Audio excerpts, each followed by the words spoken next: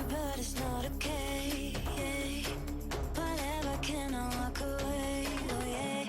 Can still see your face. So tell me what to do, 'cause I can't find a way. Baby, please just tell me if I'm, tell me if I'm, tell me if I'm fine. Tell me if I'm, tell me if I'm, tell me if I'm, baby, please just tell me if I'm fine.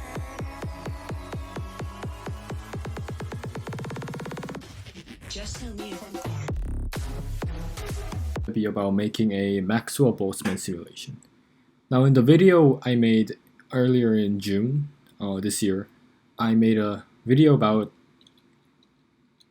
simulation with two objects interacting with each other by elastic collision. And making a Maxwell-Boltzmann simulation uses the same principles or the same collision algorithm that I used in that previous video, and the only difference would be that I'm gonna need to make an algorithm that first of all enables lots of objects to interact with each other by elastic collision, like in a two-dimensional space, and also I would need to develop an algorithm that generates a graph for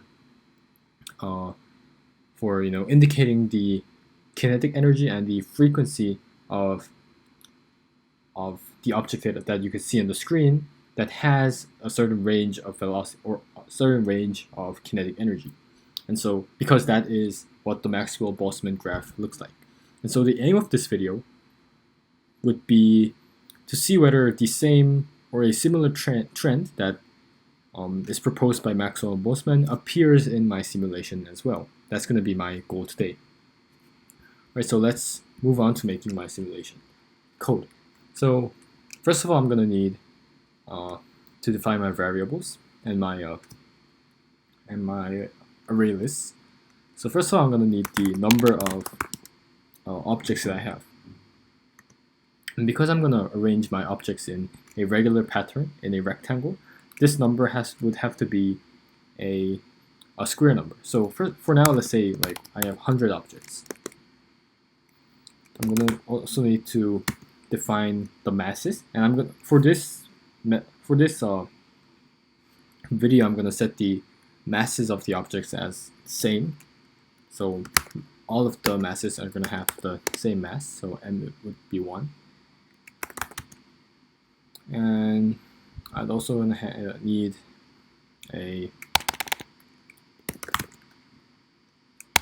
I'm also going to set the radius of the object, so the size of each object, and that's going to be 2 for now. Like these are just random numbers that these are just like values that I have put in because I do not yet know like what the appropriate values would be. But like these values are, I'm just going to set the value for m and r as 1 and 2 for now. Now I'm going to define my array list. Now first of all, I'm going to need a way to define the direction that the object is traveling, because as you can see in these two equations that I derived in the previous video I made in June, there is theta, and theta basically indicates the direction that the object is moving. And so that's going to be float theta is equal to a float list that contains 100 or num numbers of variables. Now I'm going to also need alpha, and alpha is basically this here, arctangent of y1 minus y2 over x1 minus x2. And here, because alpha is going to be a list that is relative to, so alpha is not a variable or a value that one object can possess. It's going to be a value that is relative. It's going to be a value that occurs only when a collision happens, and because it basically indicates the direction in which one object is relative to another object. It's going to be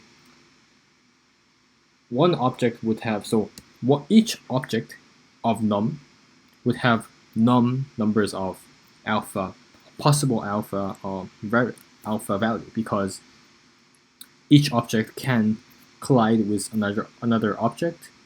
We just don't know what object would be for each object. And so this here is going to be a two-dimensional array that has num times num number of variables. Then I'm going to also need the float list for the position of the object, so px and py. That's going to indicate the position of these objects, so px, py. And I'm also going to need the velocity. And for velocity, I'm going to have velocity x and velocity y, because I'm going to need all these values to use in my equation. I'm then also going to need this here, dv, so the change in velocity that occurs in the objects. So float dv is also going to be a float array. And for plotting my graph, I'm going to also have to define my kinetic energy. So float ke is equal to mu float num.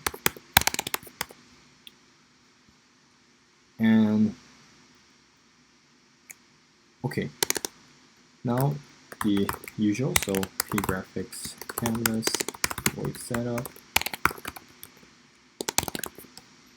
The size of my simulation is going to be 1400 times 800, because that fits the size of my screen, my laptop screen, well.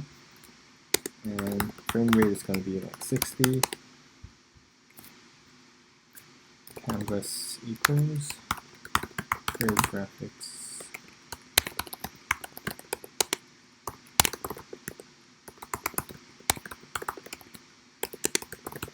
I'm going to set it. I'm going to have a black background. I'll translate this to half of these dimensions, so 700, 400. Now what I'm going to do is I'm going to draw the boundary. So my boundary is going to be a bit smaller than the size of my screen. So first of all, I set my stroke weight.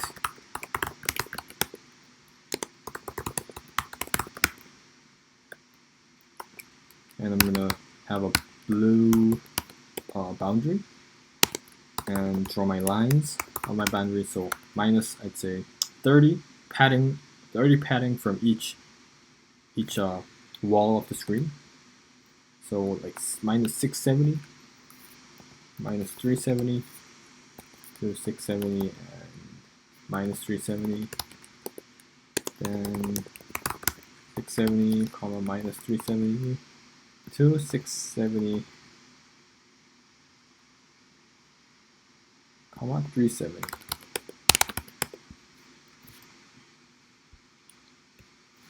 And then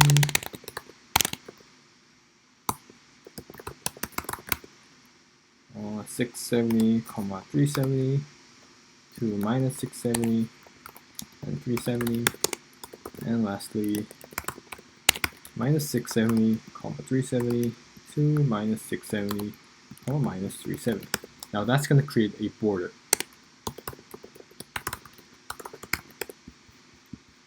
Let's see if it works. And you can see that, yeah, I didn't do my create count, so yeah, not yet.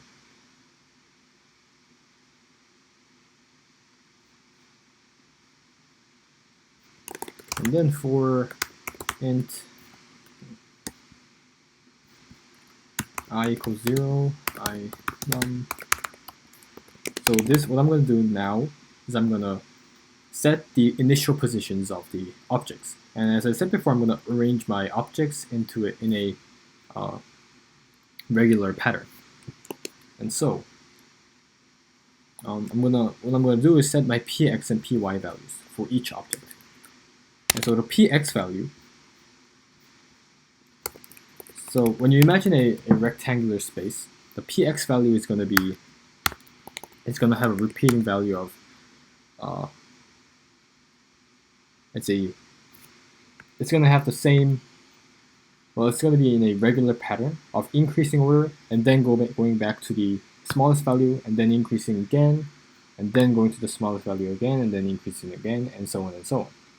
And I want the objects to be arranged in a square pattern. So if I'm, for example, if I have 100 objects, it's going to have 10 objects horizontally and 10 objects vertically, and you can imagine that there being 100 objects in that regular pattern. And so how I'm going to do this is, first of all, I'm going to set first of all, I'm going to need a way to get an output of 0, 1, 2, 3, 4, 5, 6, 7, 8, 9, and then again 0, 1, 2, 3, 4, 5, 6, 7, 8, 9. Because then what I could do is I could then multiply the distance I want to those. So the distance between, if I have a 0, 1, 2, 3, 4, 5, 6, 7, 8, and 9, then what I could do is I could multiply the distance I want, so the distance between each object that I want in the horizontal axis, and then subtract the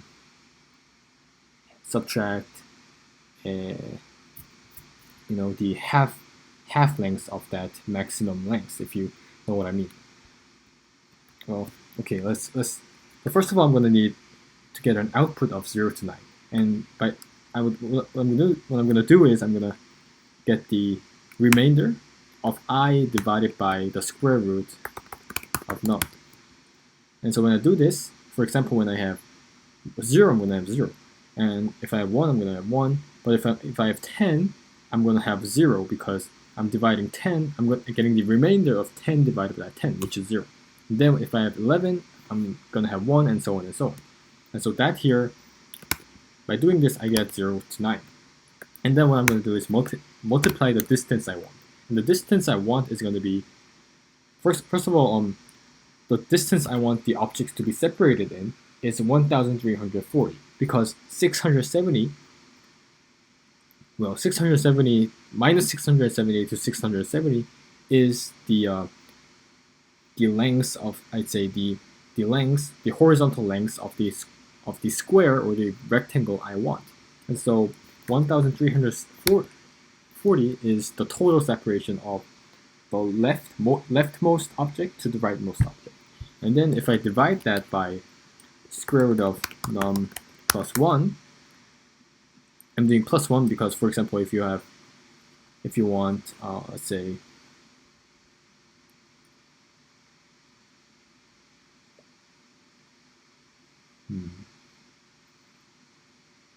if you want 10, you want to plant 10 trees, and you want the equal distances between each trees, including the walls, you're gonna have 11 spacings between. And so I'm adding plus 1 and dividing it by from 1340. And so if I do that, I can have the distance I want between each object.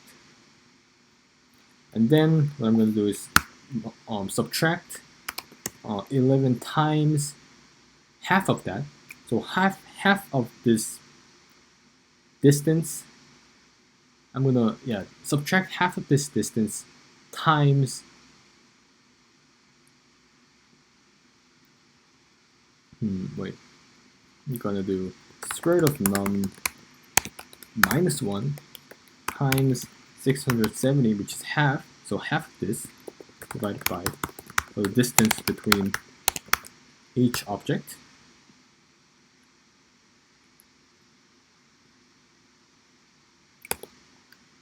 And now if I do this, what I get is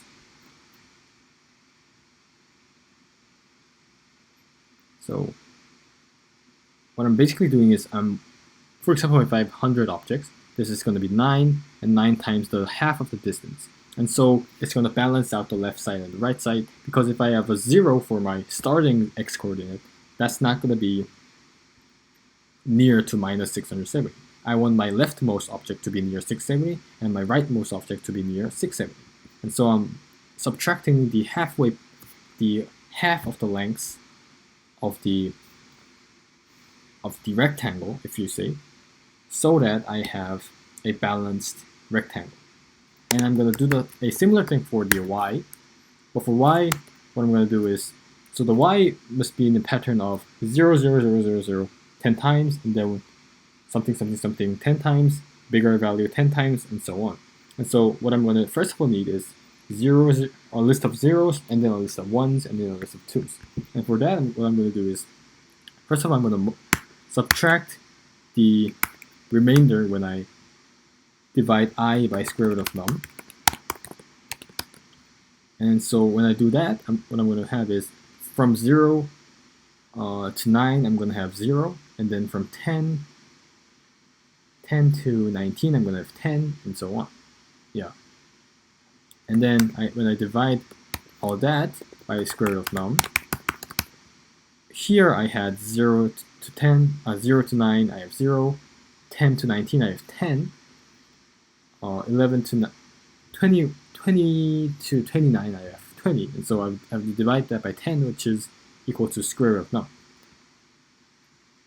And then what I'm going to do is multiply again, as I did here, the distance I want in the vertical axis. And in the vertical, I have 370 minus 370 to 370, so 740 divided by, again, the same reason, square root of num plus 1. And then what I'm going to do is do the same thing I did here, minus the half lengths. But here it's not going to be 670, but it's going to be 370, because 370 is my halfway, I say half of 740. It's half of 740. And so that's done.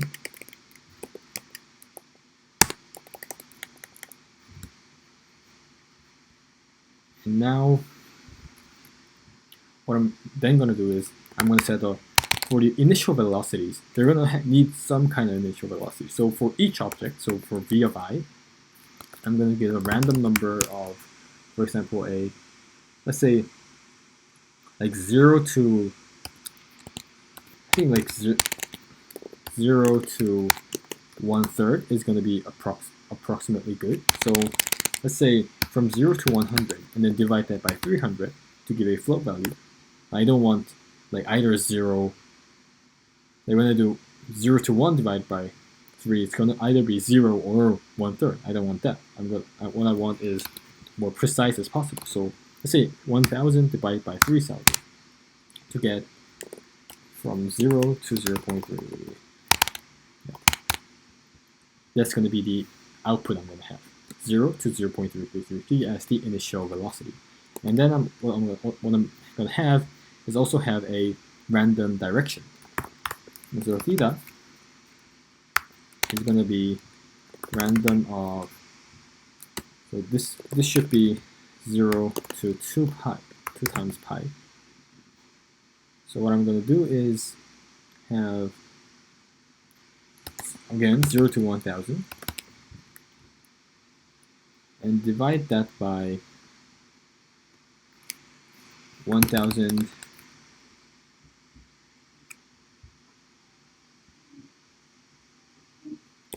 and do 2 times pi times that. So that here is 0 to 1, and multiplying that by 2 pi, I get a random value of 0 to 2 pi. And then I could have, I'm just going to set Vx of I as V of I times cosine of theta of I, because that's the definite, that's like, how the horizontal component of velocity is defined as. And then I'm going to have Vy of I similarly as Vi times sine, because when you imagine trigonometry, you have cosine is the horizontal, over the hypotenuse, and sine is the vertical times the hypotenuse. So it's going to be V of I, which is the hypotenuse, times sine for the vertical, and times cosine for the horizontal. And to check if it's working, I'm just going to print my px and my py to just see if it's working or not. I'm going to print my px and py. I'm hopefully going to have, I don't need that.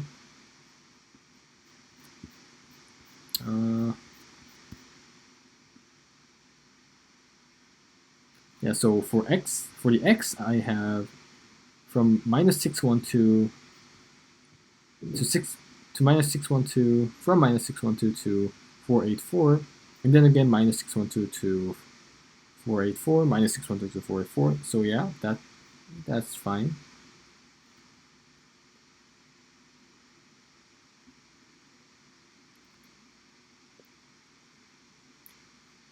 And then for the PY,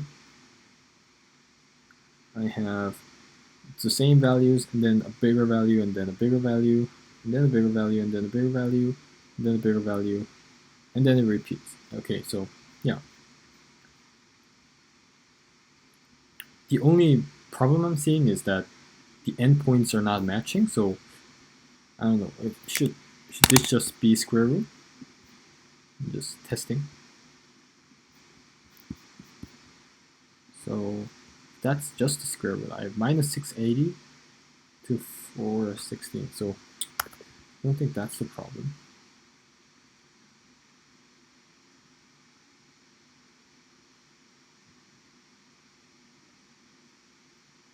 Just be a +1.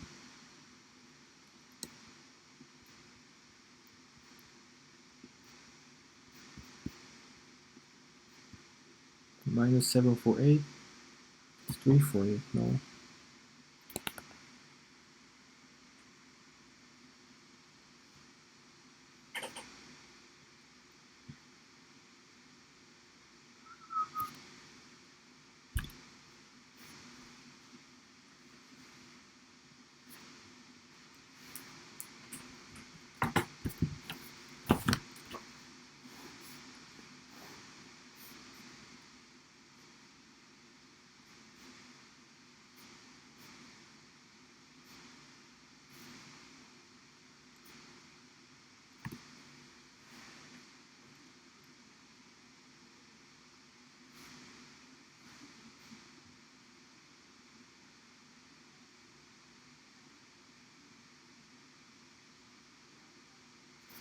Or what I could do is just say,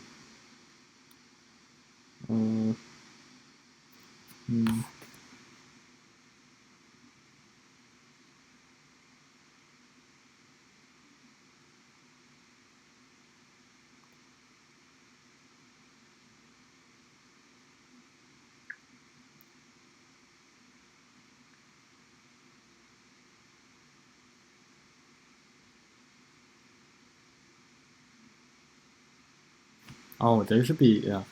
It's because of this, because I don't have this bracket here. Yeah, I'm gonna need this bracket here.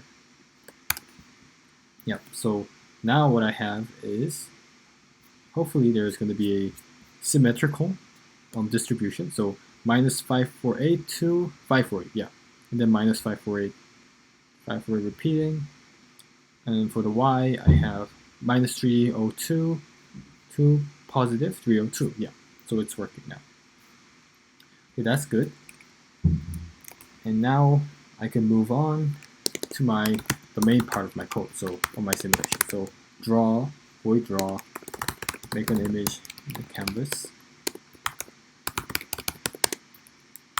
translate it to the center, so 700 times 400, because that's the center.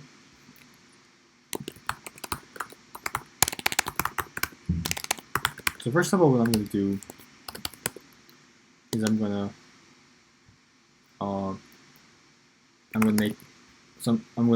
just gonna draw my object. So I'm gonna make them yellow because that's vivid. And say for int, say k is 0 to k is none, smaller than none, and k plus plus.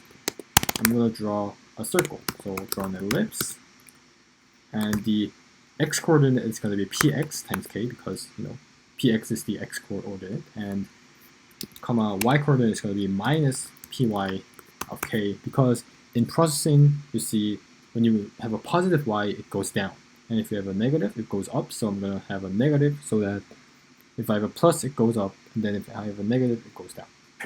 So minus py of k, and then of course my diameters is going to be 2 times r.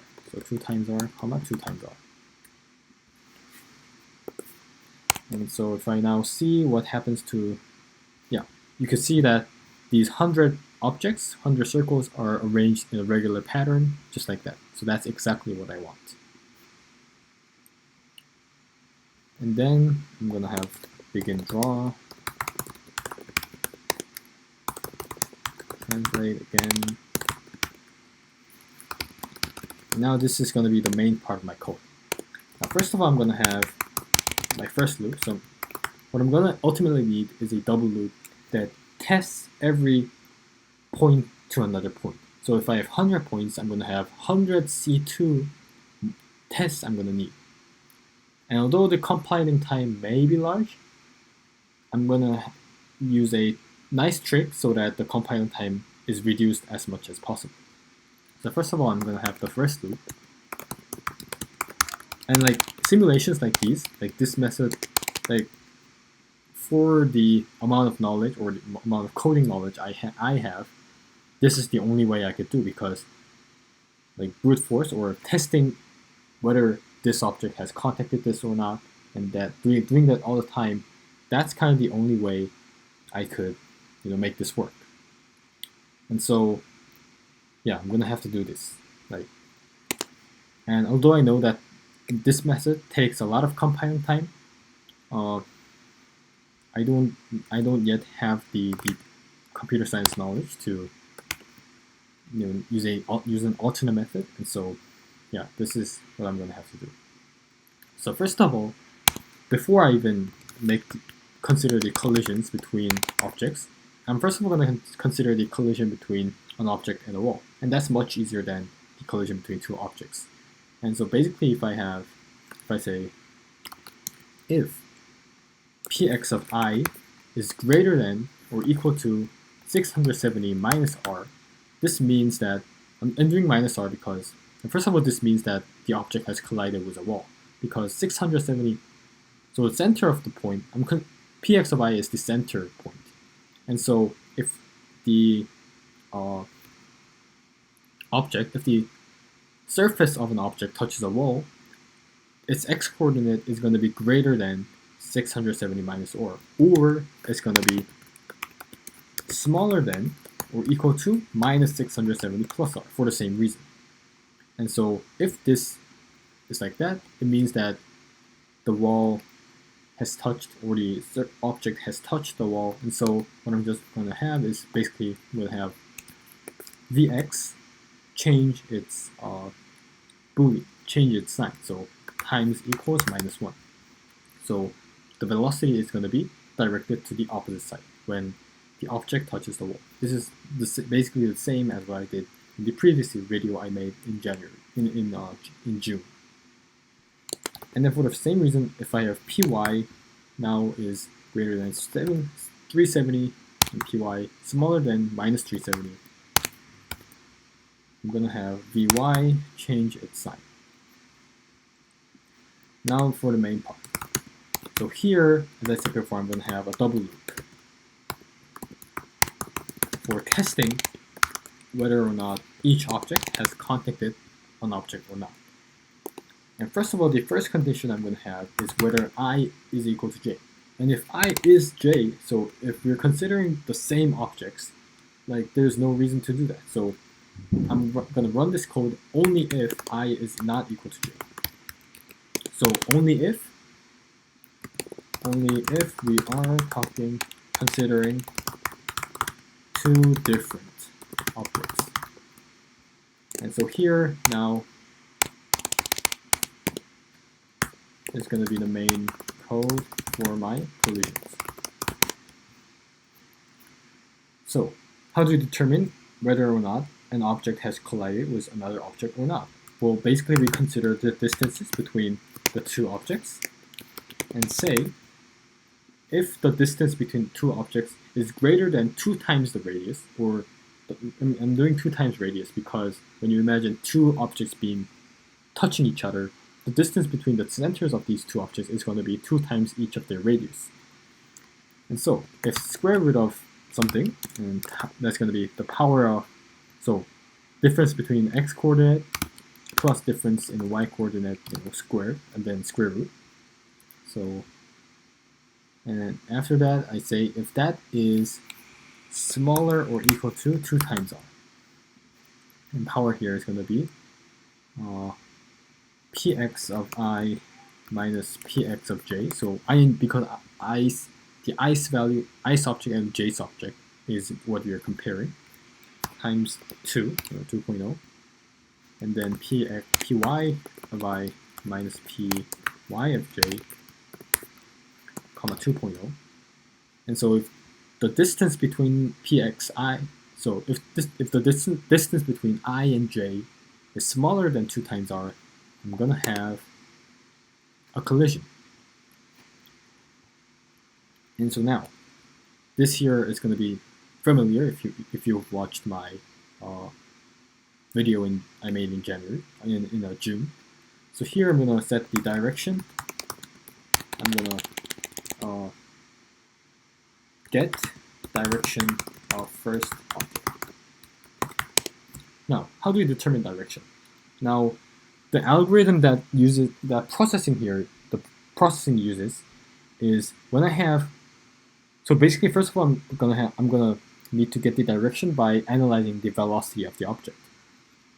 But what processing does is when I have what I'm basically gonna do is I'm gonna have theta of I is equal to arctangent of Vy of I divided by Vx of I, because Vy is the vertical component, Vx is the horizontal component, and so the direction or the angle of that velocity is going to be the arctangent of Vy minus Vx. However, when I do that, there's a problem, because processing, what it does is when I have a line and I do arctangent of, when I have a value and I arctangent that value, it has different methods of analyzing that value depending on which quadrant it is on the unit circle. And so if it's on the first quadrant, it's going to give a positive value, of course. But if it's on the second quadrant,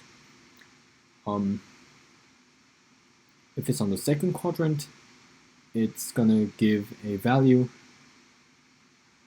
that is negative, because it considers that gradient or that line.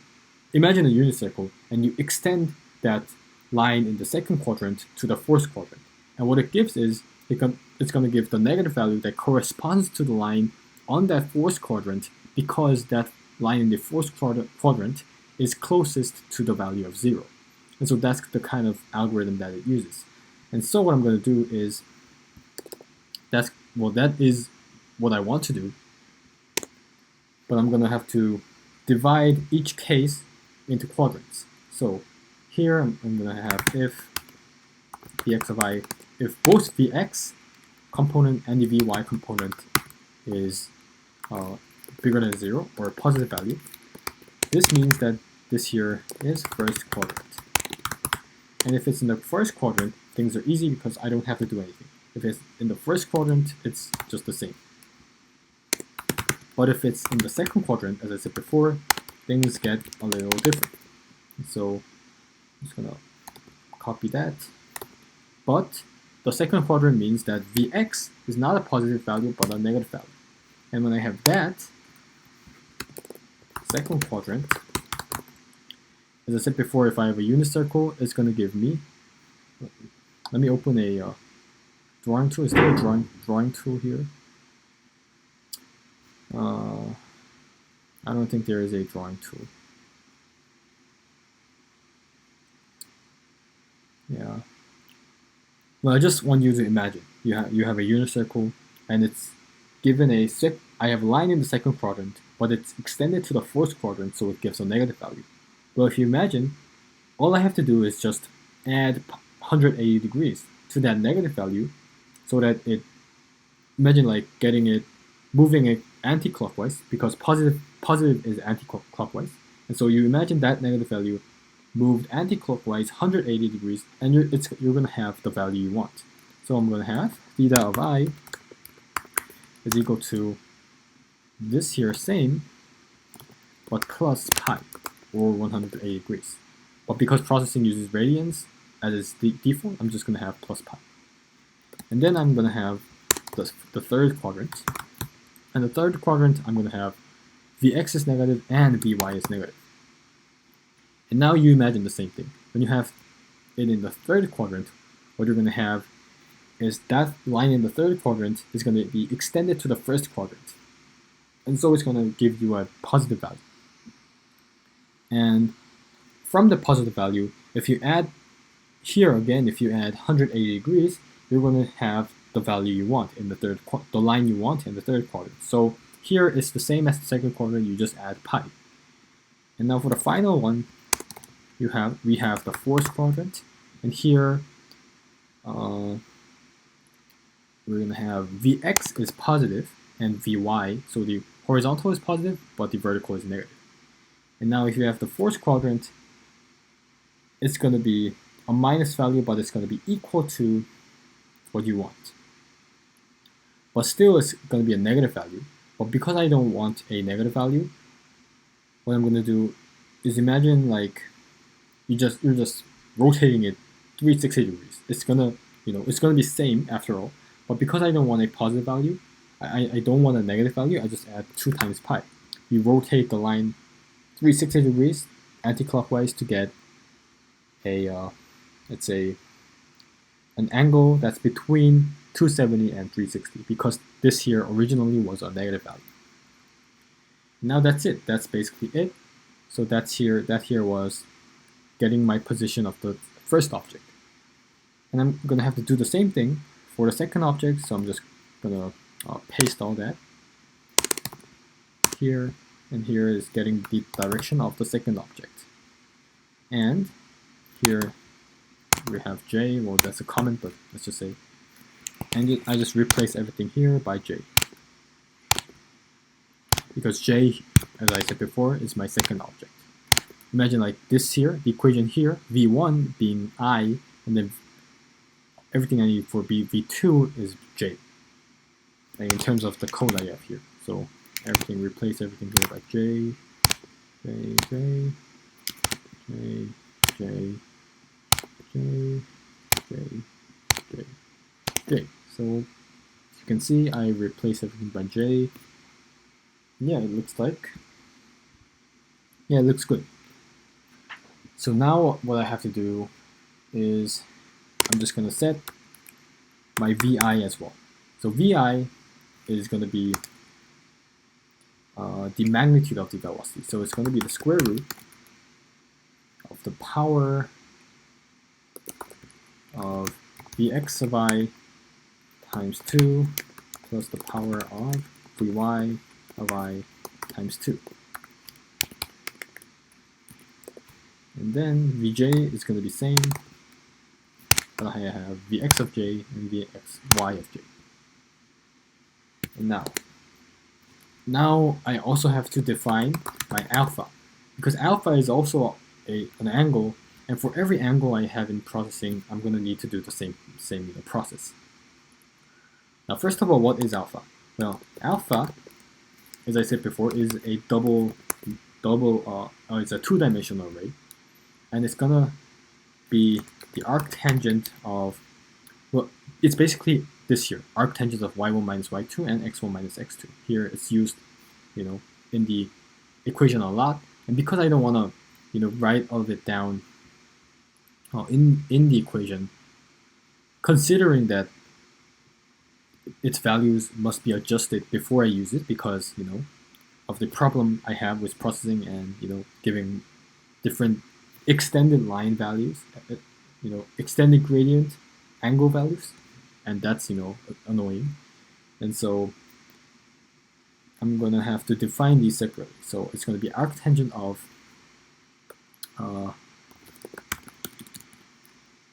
let's say py of I minus py of j divided by px of I minus px of j. So that's what I have for alpha. And what I'm going to have to do is, again, divide them into first, second, and third quadrant, first, second, third, and fourth quadrants. So I am going to copy that and say, well, this here is going to be my x component. So and my x component is pxi minus pxj. So that's, I paste everything here. So pxi, pxj, pxi, pxj, pxi minus pxj, pxi minus pxj. That's my x component, and pyi minus pyj is my y component. So replace everything here by that. U2, that, and that. And then I have to do the same thing for this here, but that I'll just copy all of that here, arctangent. Let's say arctangent of that plus pi because it's the second quadrant, arctangent of that plus pi third quadrant, and arctangent of that plus 2 pi because it's the fourth quadrant, for the same reason I explained earlier. And then of course I'm going to have P alpha of I of j, alpha of I of j, alpha of I of j, alpha of I of j, alpha of I of j. Oh, it's L, right? Not alpha, it's L. Yep, that's done. And now, finally, I'm going to use my equations here. So, dv of I, which is the change that occurs in my first object, is going to be, and I see the equation here I derived in the video earlier in June. I have 2 times m over m1 plus m2. Now, because all of my m's in this simulation is same, 2 times m over, well, this here is, if they're same, it's going to be 2 times m2. So this here is going to be 1, so I don't have to consider that. So not considering the masses at all, I'm going to have what's inside the large bracket here. So v2, which is v of j, the second object was j, so v2 is going to be v2 times cosine of theta 2, which is theta j, and minus arctangent of that, which is, my angle, so alpha of I of j. And then I'm going to have minus v1, which is vi, times cosine of theta 1, which is theta I, minus alpha, same value, I of j. The specific, two-dimensional value, pinpointed in the 2 dimension. And then so dv of I is done. That's dv of I. And let's look at dv of j. But dv of j, when you see closely, if here is again is 2 times m1 over m1 plus m2, but if m1 and m2 are same, this here is cancelled. And whatever's inside the large bracket here, as you can see, it's exactly identical. So the difference between dv1 and dv2 is basically just caused by the difference in the mass. And so if the mass is same, there's no difference. So dv of j is basically going to be dv of I. There's going to be no difference. And then that's done. And so now what I'm going to do is, well, we see that so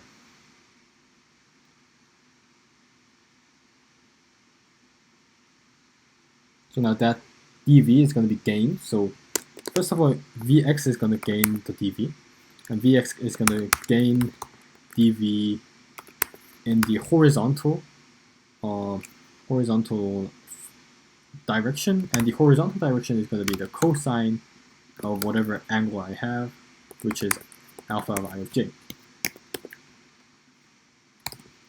And then vx of vy of I is going to do the same thing, but it's going to gain in the sine direction. And then j is going to get the same thing, so j is going to receive the same change, but it's going to receive everything as a negative, because if one has a positive change, the other must have a negative change, so that we have conservation of momentum. And so that here is done. So we have dv of I, vx gain, vy gain, vx loss, and vy loss, and thus that's going to be the change.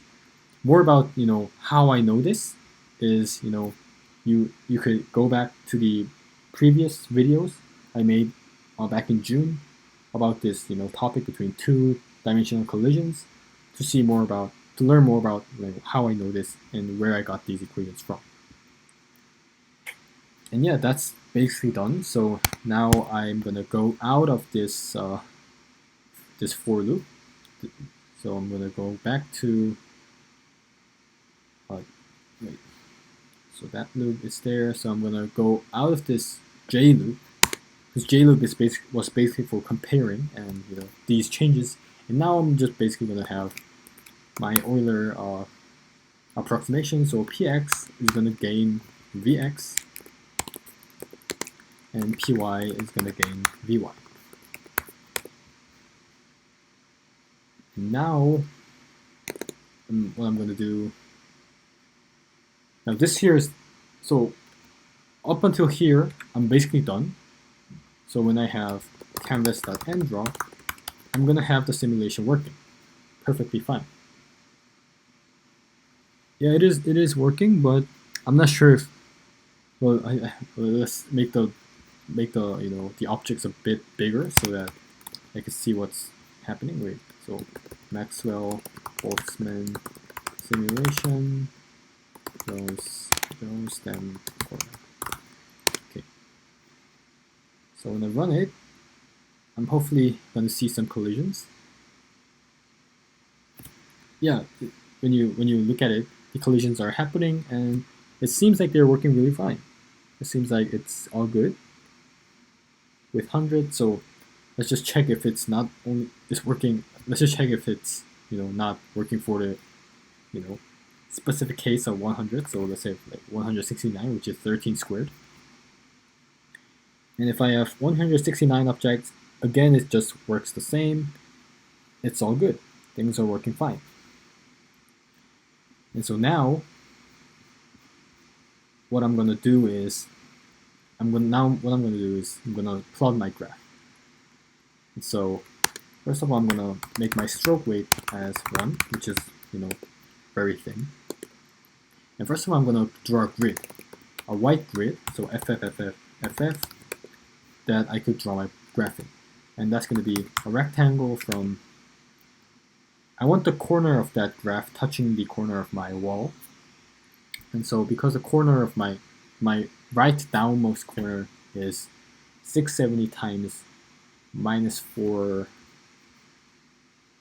minus, oh no, 670 times 370. So because that's 670 times 370, I'm gonna draw my rectangle as starting from 270 times minus 30 to 400 and 400. So it's gonna be a square.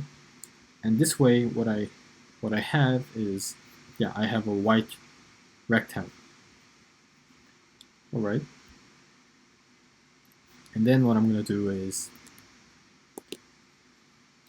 so basically, I'm gonna draw a bar graph, but a bar graph with really many bars. So let's say if I have,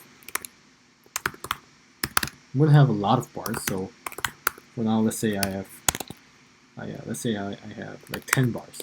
I'm gonna have more, but this is just to check if it's working or not. So if I have, so for every number of objects I have,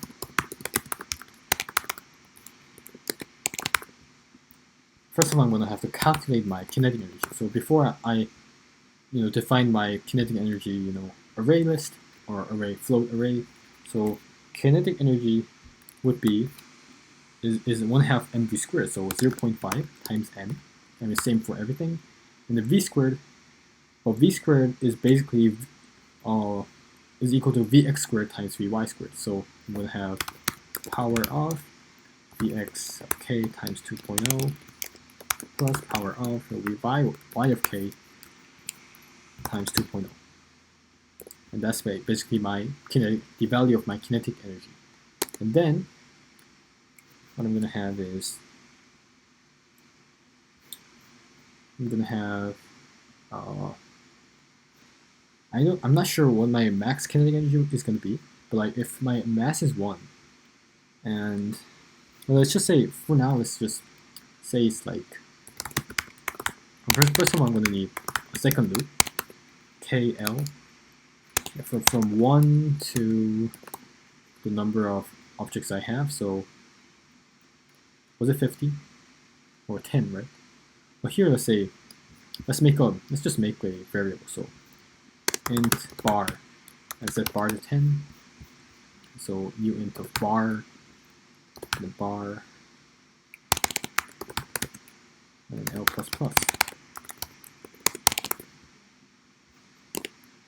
And then say if my kinetic energy is smaller or equal to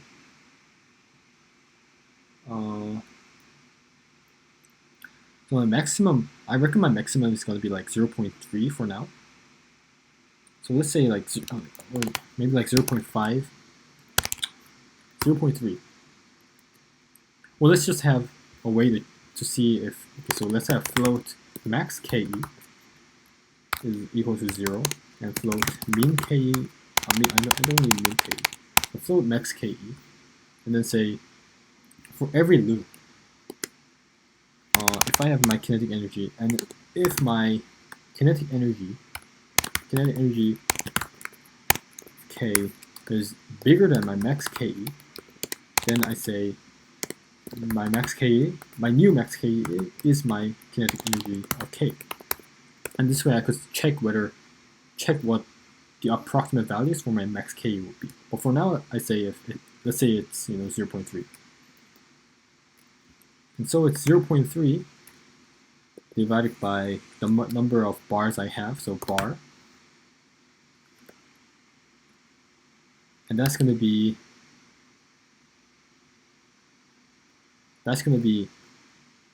basically I'm making a range graph. So every time the kinetic energy lies upon a certain range, so it's times L. So from 1, so each range is going to have the same length. And so the max divided by the number of bars I have, that's the length of each iteration, and then times by L. So that's why I started from 1. And if it's in that range, I say, well then, I'm also going to need so my count here. So the case value of my count, or not the case, but the L-1's count is gonna have a +1. So every time I have an object that is within that iteration, I'm gonna add 1. But then I'm gonna need a break because when I don't have a break, when for example I have like the lowest value possible, then it's gonna be into each iteration, and I don't want that. It's gonna need a unique spot in each iteration, and so I'm gonna need a break here to stop that from happening. And then I'm now basically done. All I have to do is make a black stroke that indicates the length of each bar. So I have from M it's just anything, it doesn't really matter. From M is M to bar, M++. So for each bar, I'm going to draw a line from 300 plus, so I have 400 is the length of my my square box, as you saw before, but I'm going to have a 30 sized padding.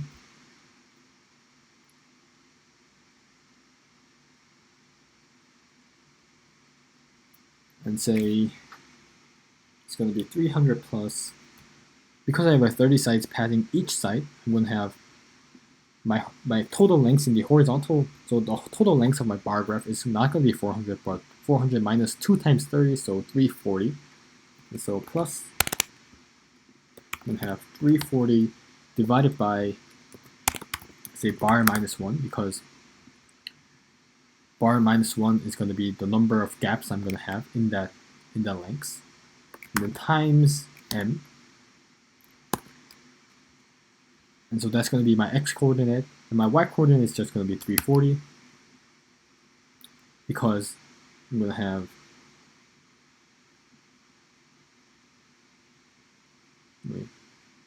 My y coordinate is going to be minus 30 to 400. Yeah, it's going to be 340. And then I'm going to have the same x coordinate again, so 300 plus x coordinate doesn't change, so 300 plus 340 divided by bar minus 1 times m, and comma 340 minus, so minus because it's a because positive is going to be minus, so minus is going to be upwards, and then I'm going to have count of m. So the number of count, the larger the number of count, the higher up the bar would be. And basically that's it. And so when I run it, hopefully there's a bar graph plotted, and you can see you can see the bars are moving, but because the code is so slow now, let's like increase the speed, or let's just have like more objects. So for example, when I have like a really large number, like 100 times 100, so 100, so 10,000, and of course my radius now must be smaller. Let's say I have like 200 bars in my bar graph, and then run my code with maximum kinetic energy being like 0.1. Let's see what happens.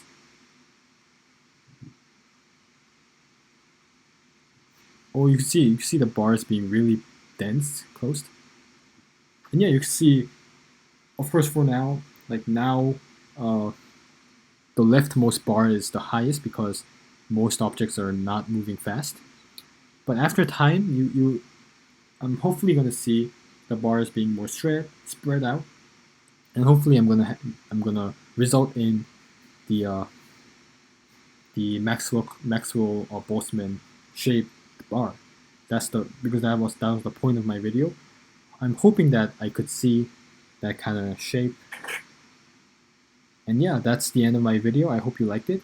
And yeah, at the end of this video, I'm gonna record the screen for like 10 minutes, and then you can see how the graph moves and whether or not the Maxwell-Boltzmann curve is gonna occur or not.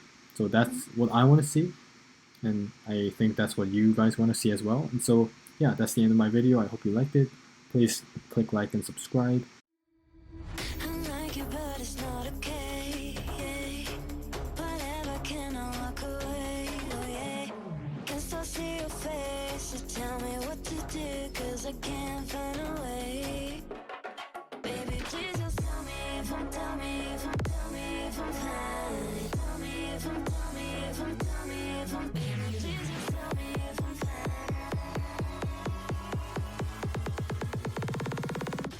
Just tell me if I'm